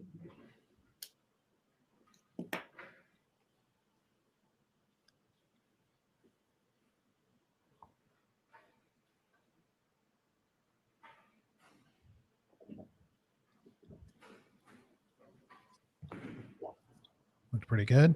It's a good shot. Flat 10. Oof. Kept it right in front of her. Yep. Did exactly what she's been doing the entire game.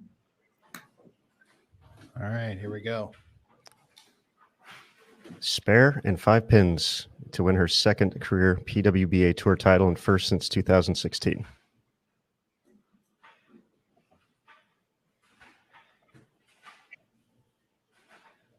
Man, Carolyn, my heart's beating a little bit right now too. My hands are sweaty. What am I doing? My hands are sweaty when I watch these girls bowl. My hands are sweaty for Jillian, for God's sake, when she started the first game bowling against Liz. I know.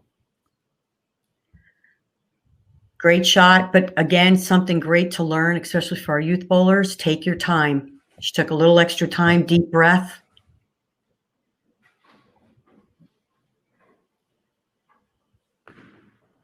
Looks perfect. Yep. Oh, hit it twice. That's the way you make a spare for a title right there. Hit it twice. Perfect. Great shot. Just 5 pins right now to wrap it up.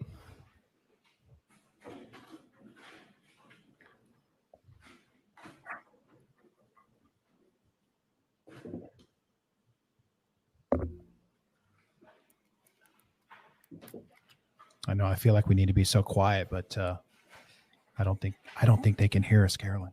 I don't think they can hear us, but I feel nervous. I just, I got to tell you, look, any amount of pins. Sorry. I think she'll be just fine though. Yeah, she is going to be just fine. I do. Great shot. Boom. There it is. All right. PWBA ITRC Classic Champion Brianna Cote. There it is. In true fashion, by a mark in the 10th and followed up with a high flush shot. Yeah, that's earning it right there. That is earning it right there. Our final score, 244 to 238. Brianna Cote wins her second career PWBA tour title, first since 2016. And folks, we're going to go to Bree right now to talk about this victory. So, Brianna Cote, welcome. Congratulations. Thank you. I don't know if you can't tell, but I'm crying. As it should be. So, Brianna, congratulations. Great performance. That's the way to earn it, right? Having to spare a 10 pin. Oh. We were watching. We're nervous for some reason, and we're not even close to throwing a shot today. So I don't know why I'm so nervous. But what's it feel like to have to spare a 10 pin for a title? I can't. I don't want to spare a 10 pin. I want to strike. But I put the first one there, and if they were going to fall, they were going to fall, and they didn't. So I just told myself, same process, stay slow and visualize, the ball to your target and get it there. And then the next shot was just high, hard one. I love it. That's fantastic. I have a question for you. By the way, you bowled fantastic. You're throwing the ball great. And I'm so glad to see it. Thank you. But I want to ask you a question about the strategy before the match started. You started the match. I did. Okay.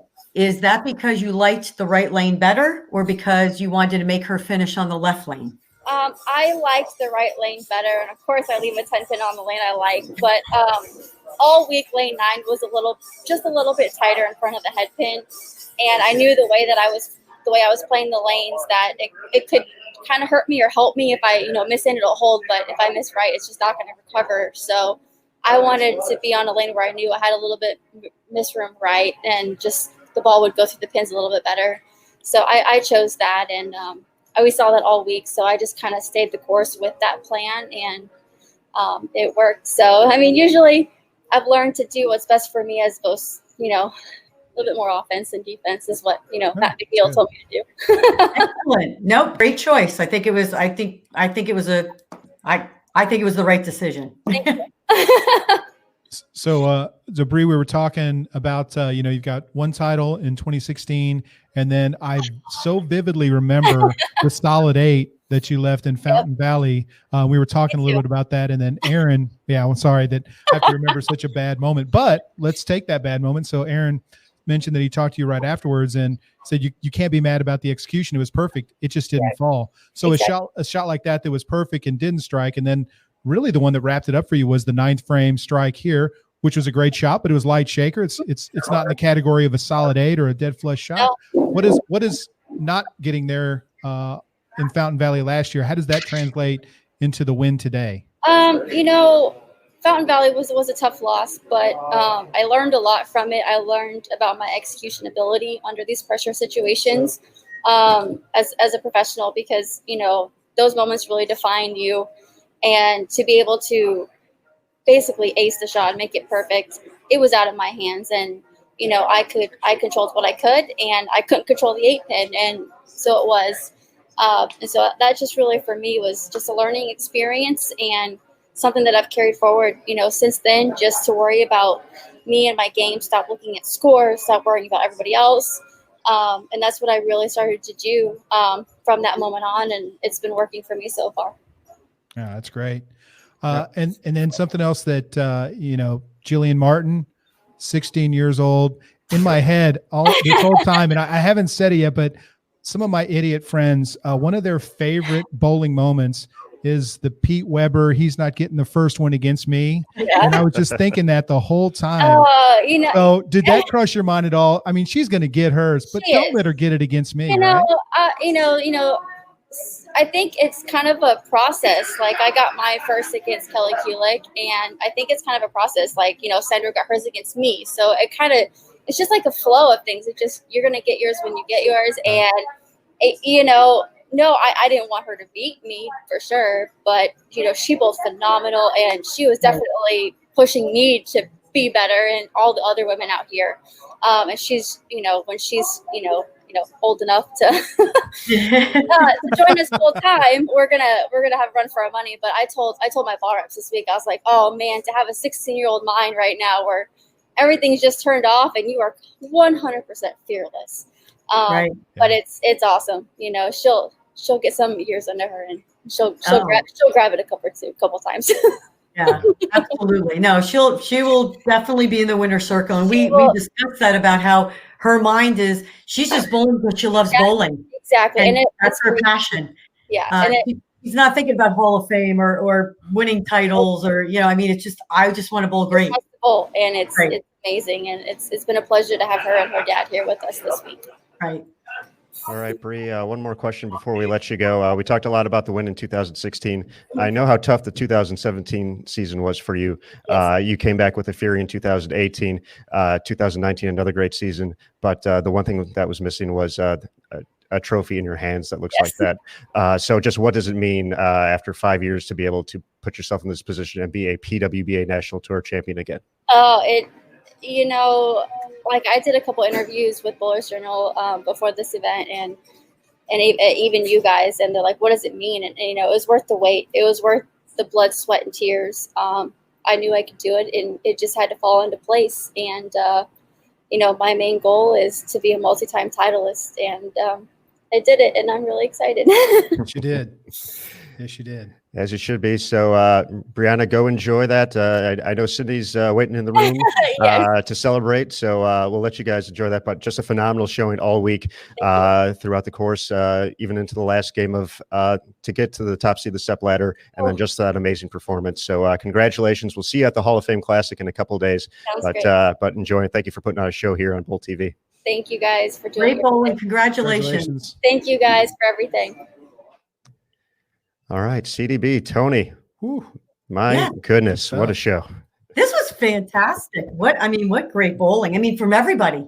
I mean, I know Dasha says she didn't, she had those 2 frames, but just to watch her physically throw the ball, it's enjoyable. So this fantastic. I mean, yesterday, the last tournament was fantastic too. So please don't get me wrong. So it's very enjoyable. And it's nice to see you had Liz Johnson, the still going Hall of Famer, and you have the future in Jillian Martin. That right there is perfection. I know. It's great. We got to see it up close and personal. So yes, I had a lot of fun watching that. Yep. All right, guys. This night wouldn't be complete without the opportunity to talk to Jillian, and she is ready to join us now as well. So let's welcome her in. Hi. Hello, Jillian. Hi, Jillian. Hi, Jillian. Hello. So we've got a really difficult question to start with. Did you have any fun out there today? Yes, I did. Do not worry. I had tons of fun. It was so exciting. Definitely some nerves too, but hey, it was great. Where were the nerves at? I didn't see any nerves at all. Well, you could definitely tell in my last game of like our qualifying match play, that one wasn't too great, but that's all right. But I mean, hey, I just kind of calmed myself down a little bit more when I bowled in Stepladder, and I think I did pretty good. So yeah, they kind of went away. I would say did pretty good as well. Yeah, yeah, I would say phenomenal, but okay, if you want to go with pretty good, whatever. I'm going to ask you. I'm going to go in a little bit of a different direction because I've seen you bowl, obviously. Right. You know, you were, I think, 14 the first time I saw you bowl. From your youth experiences, like the SYC and Junior Gold, what do you take away from that to prepare you to compete in a PWBA event?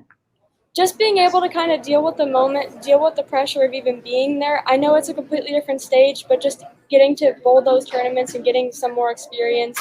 And bowling against so many great youth bowlers has been awesome. Also bowling on the patterns they put out, just getting some more experience on sport shots. I just use all that stuff to help me get to the next level. Okay, I have one. Aaron, I know you were going to go, right, Aaron? Can I ask you a question? Absolutely. Okay, Jillian, what do you think is the strongest part of your game? Oh, gosh. For me personally, I would say just my power and being able to get to the line. I feel like I think it's special, and I think it's a really cool thing. So I would definitely say that. Yes. You are a natural, and at 16, yeah, that is your asset, and it will continue to grow. So I just wanted to hear you said, excellent. Great bowling. Pleasure to watch. You're a pleasure to watch when I see you all the time anyway. This was even better. Thank you. Now, Jillian, we've talked so much just about being such a young competitor out in the field, and the moment never seemed too big for you.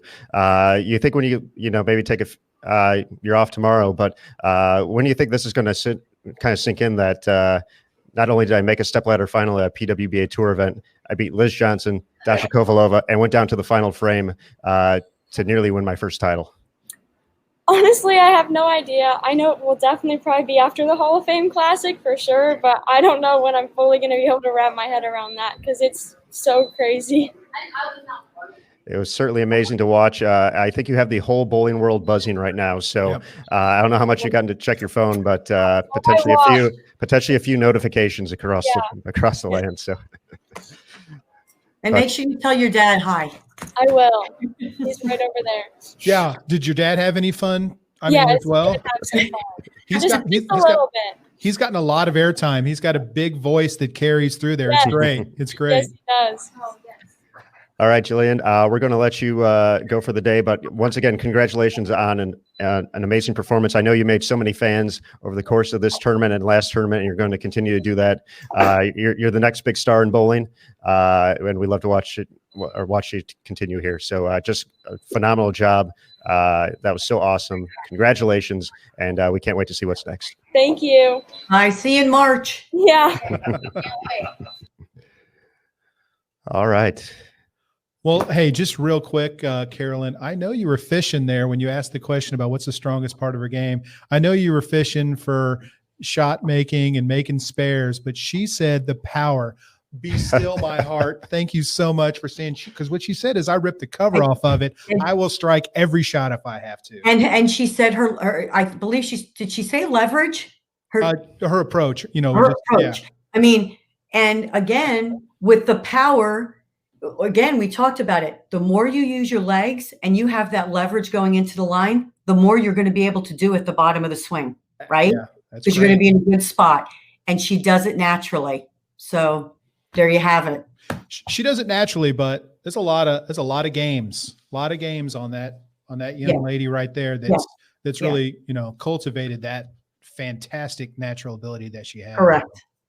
Yep. Hey, thanks so much for really coaching everybody up through everything tonight. That was a lot of fun. And really, I think it was, I'm being dead serious, extremely informative for all the listeners, just kind of watching the way you dissected it. So thank you. I learned a lot too. I'm ready to go practice right now. Can we open up there? You get a pair somewhere? No, you're bowling tomorrow. Oh, that's right. I am bowling tomorrow. I forgot about that. Side bets. Oh, no bets. No bets. Oh, are we not supposed to say because now, no gambling.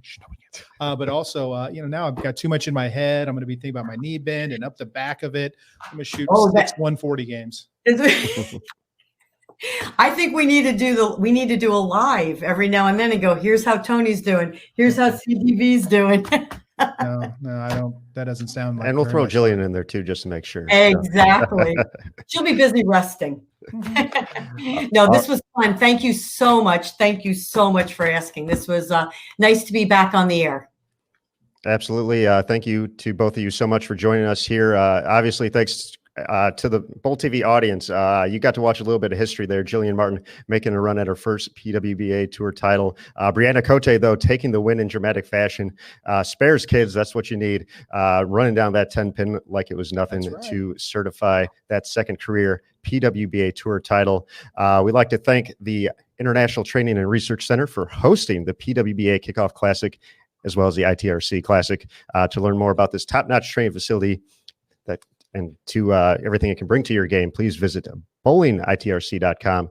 But for Tony Franklin, Carolyn Gordon-Ballard, the Hall of Famer, my name's Aaron Smith, folks. Thank you so much for joining us here on Bowl TV for this monumentous day. Just phenomenal overall. But remember, there's more this week. The Kickoff Classic continues. The Arlington Regional tomorrow starts at 3 p.m. Eastern, and then the Hall of Fame Classic on Monday and Tuesday. Create a login. You've already done the hard part, so come back and watch the rest of the week. Tell your friends just about Bowl TV, all this great coverage. PWBA is back. Woo! That's what we like here. So 2 titles in, 1 more to go. We'll be back tomorrow, 3 p.m. Eastern for the regional. Thank you again for joining us here. And once again, everybody on Bowl TV, bowling lives here. Thanks, everybody.